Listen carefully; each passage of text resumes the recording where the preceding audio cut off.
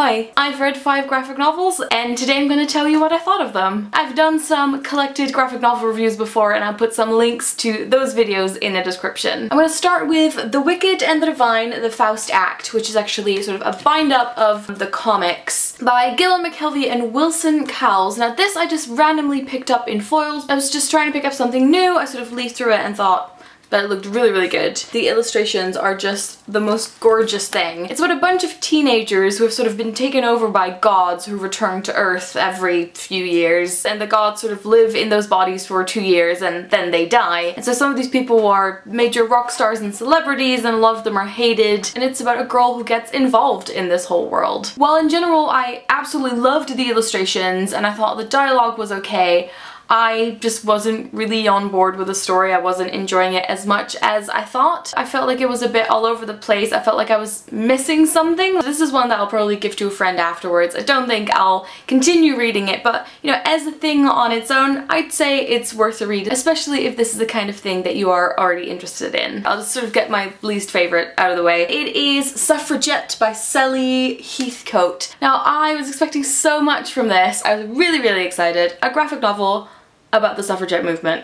What is not to like? The style of it is really cool because it's mostly black and white, and then there's some colors that sort of pop out, like the red hair. It's sort of the story behind the Votes for Women campaign. I think mostly what bothered me about this is that there was so much dialogue, there was so much happening. It wasn't very compelling. It was almost like it was a history lesson with a bit of plot in there, but I have actually read sort of historical graphic novels that were a lot more interesting than this one, so I'm afraid that this was not one for me. Now to the ones that I absolutely loved. First of all, Isabel Greenberg is back. This is Dreadful Wind and Rain, story of 2 sisters. I actually bought this at Gosh Comics. They had a beautiful sort of illustration on their windows, which Isabel had done. It's in Isabel's recognizable style and color palette. In case you guys don't remember, she's the author of the Encyclopedia of Early Earth, which is one of my favorite graphic novels of all time. This is pretty short. It is a sort of wonderful and heartbreaking story. It is a really, really quick read. It's about like 10 to 15 minutes, but I really enjoyed reading it and I love owning it, and I think this would make a really good gift. I don't know how long this will be on sale for or where it is available, but I'll try and do some research and put it in the description. Then we have The Gigantic Beard That Was Evil by Picador, which was sent to me for review. It's actually the US version. The UK version is really, really tall and has a nice sort of paper finish. This is a super matte finish, so it feels a bit rubbery, and it's about the people from here.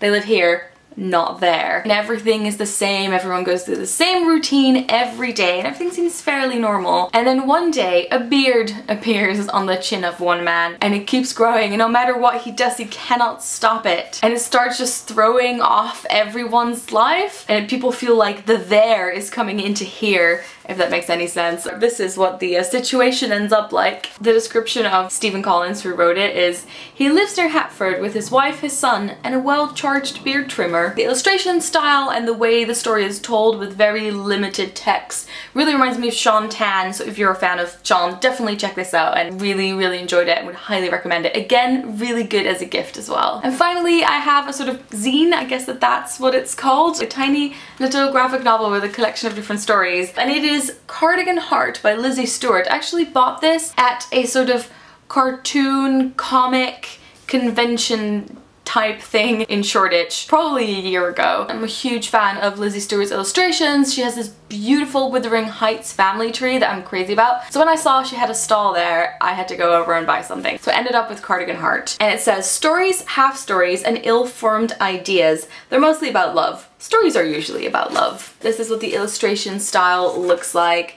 There are all these tiny little stories and snapshots. I really loved going through this. The quality of the paper is really nice. And I'll just put a link to everything that Lizzy Stewart does online. If this is no longer available, I bet she has some other things that you could take a look at. So those are the most recent comics, graphic novels, zines, etc. that I've been reading. I am reading a couple more at the moment, so there will probably be a video like this soon. If you have any recommendations, especially outside of the usual ones that people would recommend, let me know in the comments. If you've read any of these, let me know if you enjoyed them, and I will talk to you guys later. Doei!